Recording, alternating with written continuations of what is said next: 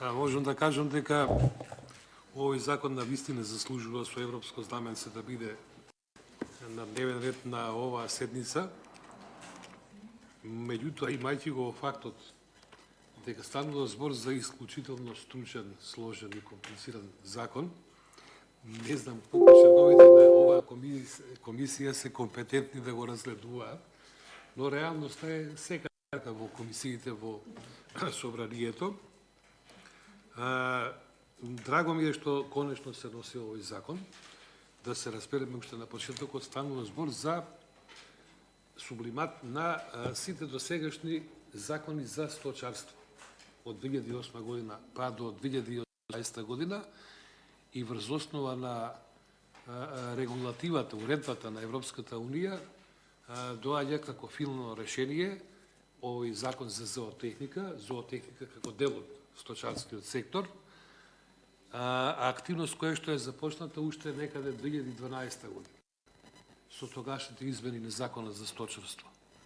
Веројатно на тогашниот министар ќе му биде многу драго, како што и е, да го има овој закон овде во своји раце, со една импозантна кореспондентна табела од некои си 280-300 страници, што ќе ни гарантира дека навистина овој закон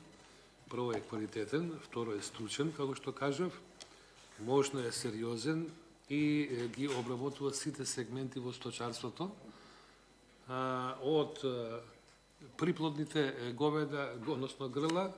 па све до пчелни семејства, матици и слично. Заштита на автохтоните сорти на говеда, подигнување на начинот на одгледување на сточарството и развој на самото сточарство, кое што за жал во изминатиот период нашето стадо мораме да видиме дека е преполовено. Од 330.000 грла, сега сме сведени на 140.000 грла, ама да не навлегуваме во таа тема, заради тоа што е многу широко. Јас само на кратко ќе се задржам на законот, дека ова е еден начин Република Македонија што побргу да се приближи кон европските стандарди во сточарството,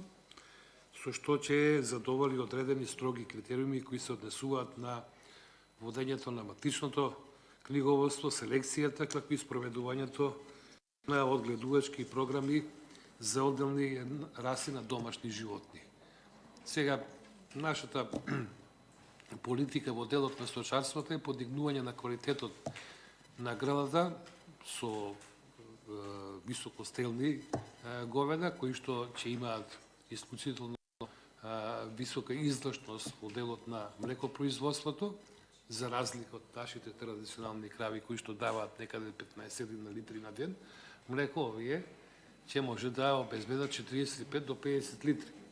Но во исто време пак ќе треба да се оди во насока на заштита на автохтони сорти, заради тоа што се тие па најсоодветни за одгледување на овие простори. Исто така, преку овој закон ќе се потврди настојувањето на земјите на членки на Европската Унија, кои што се насочени кон унифицирање на правилата, обраците, книгите, моделите за следење на податоци за производните особини и процени на одгледувачката вредност на домашните животни, што значи дека она што е предвидено со овој закон во делот на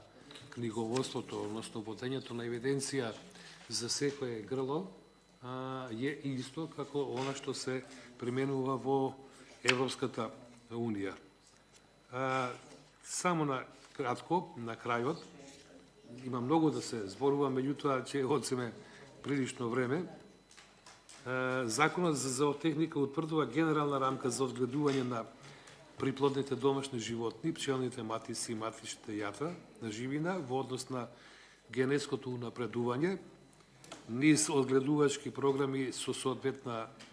зоотехничка ширина преку спроведување на матичното книговодство, селекцијата и следењето на производите, па од таму за очекување од мене, од сите нас, дека преку донесувањето на овој закон ќе се овозможи унифицирана примена на правилата воспоставени од ЕУ, и тоа во делот на признавање организација на одгледувачи и организација на одгледувачи на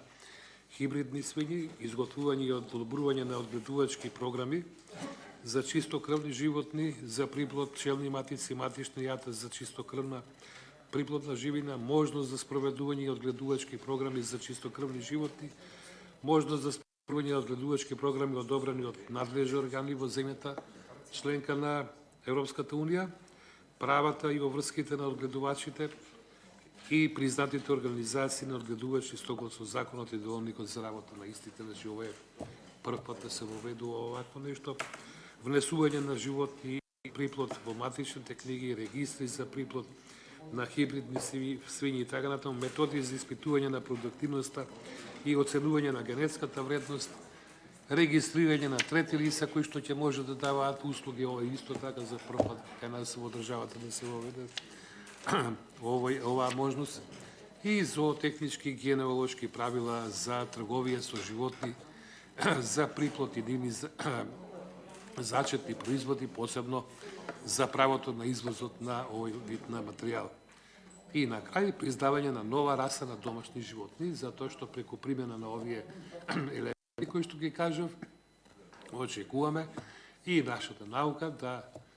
се развива во тој правец, да имаме, како да кажам,